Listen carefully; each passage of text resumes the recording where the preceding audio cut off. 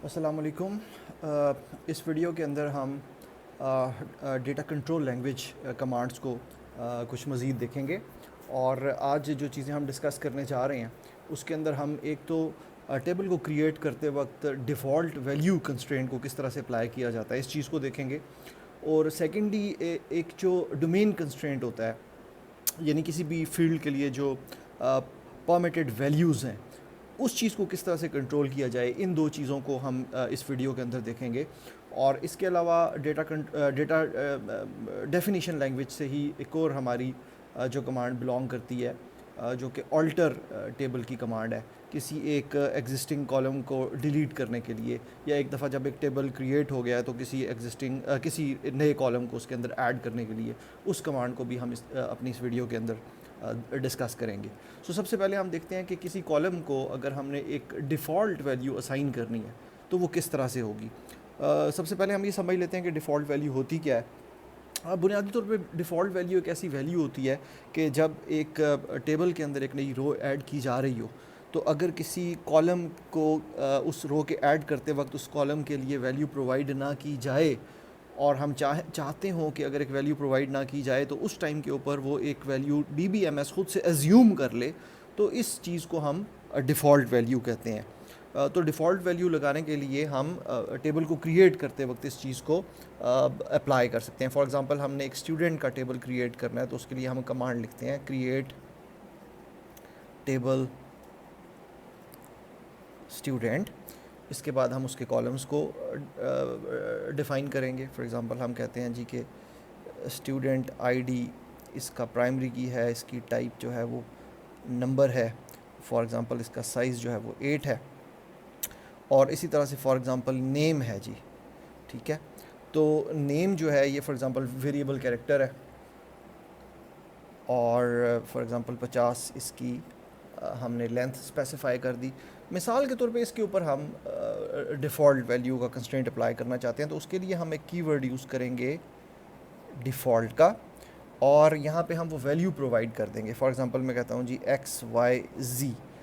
अब इसका मतलब ये होगा कि जब इस स्टूडेंट के टेबल के अंदर रो इंसर्ट होगी, तो अगर नेम के लिए कोई वैल्यू प्रोवाइड नहीं की जाती तो उस फील्ड की वैल्यू XYZ DBMS खुद से सेट कर देगा। दूसरी जो चीज़ है वो है डोमेन कंस्ट्रेंट, यानी कि अगर हम किसी एक कॉलम के अंदर एक रेंज ऑफ वैल्यूज़ को सेट करना चाहें, और अगर हम चाहते हैं कि उसके अलावा कोई भी वैल्यू उस कॉलम के अंदर ना आए, तो उसका तरीक़ाकार ये है। मिसाल के तौर पे हमारे पास एक सिटी का कॉलम है और इसकी टाइप जो है वो वेरिएबल कैरेक्टर ही है, फॉर एग्ज़ाम्पल 50 इसकी लेंथ है, और इसके ऊपर फॉर एग्ज़ाम्पल हम लगाना चाहते हैं ये कंस्ट्रेंट, तो उसका तरीका ये होगा कि हम चेक का कीवर्ड यूज़ करेंगे यहीं पे इसको डिफ़ाइन करते साथ ही, और इसका नाम हम यहाँ पे मेंशन करेंगे, ठीक है।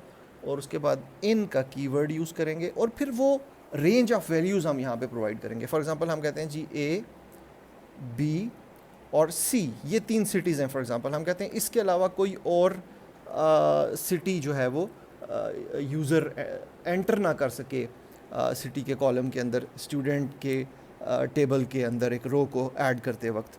तो ये अब जब हम क्वेरी एग्जीक्यूट करेंगे तो बैक एंड के ऊपर DBMS हमारे लिए एक टेबल क्रिएट कर देगा जिसके अंदर ये स्टूडेंट आईडी इसका प्राइमरी की है। अभी हमने खैर इस पर प्राइमरी की कंस्ट्रेंट तो अप्लाई नहीं किया, बट लेट्स अज्यूम ये उसका प्राइमरी की है, और नेम आ गया और सिटी आ गया।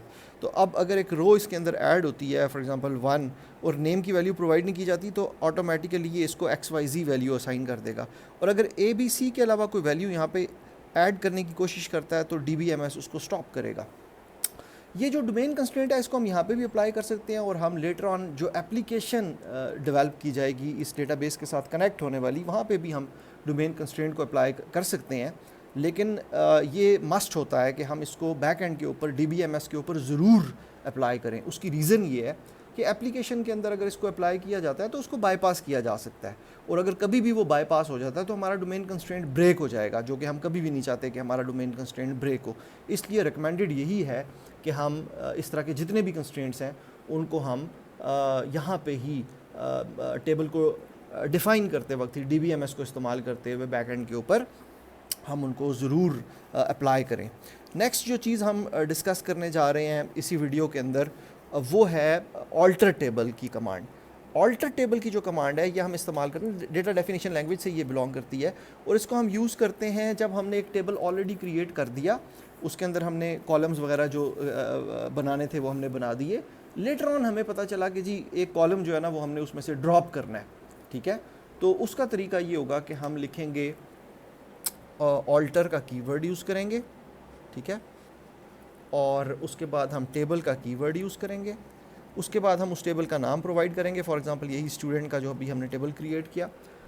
उसके बाद हम ड्रॉप का कीवर्ड यूज़ करेंगे, और उसके बाद हम वो कॉलम यहाँ पे स्पेसिफाई कर देंगे जो हम ड्रॉप करना चाह रहे हैं।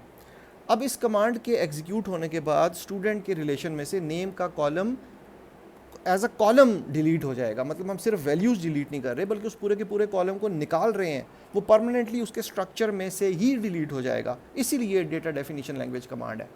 सिमिलरली अगर हम इसी टेबल के अंदर एक नया कॉलम ऐड करना चाह रहे हैं तो उसके लिए भी हम यही ऑल्टर टेबल की कमांड यूज़ करेंगे, ठीक है। ऑल्टर टेबल ये दोनों कीवर्ड्स हैं।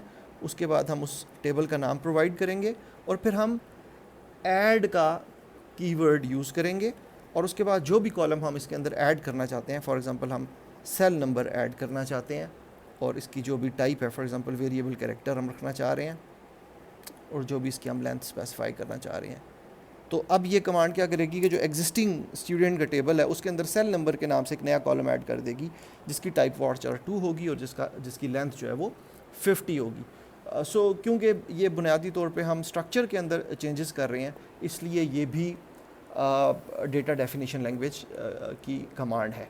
सो इस वीडियो के अंदर हमने डिफ़ॉल्ट वैल्यू कंस्ट्रेंट को देखा, डोमेन कंस्ट्रेंट को देखा, और ऑल्टर टेबल में ऐड और ड्रॉप की जो कॉलम्स को ऐड और ड्रॉप करने के लिए हम यूज़ करते हैं, इनको हमने समझने की कोशिश की।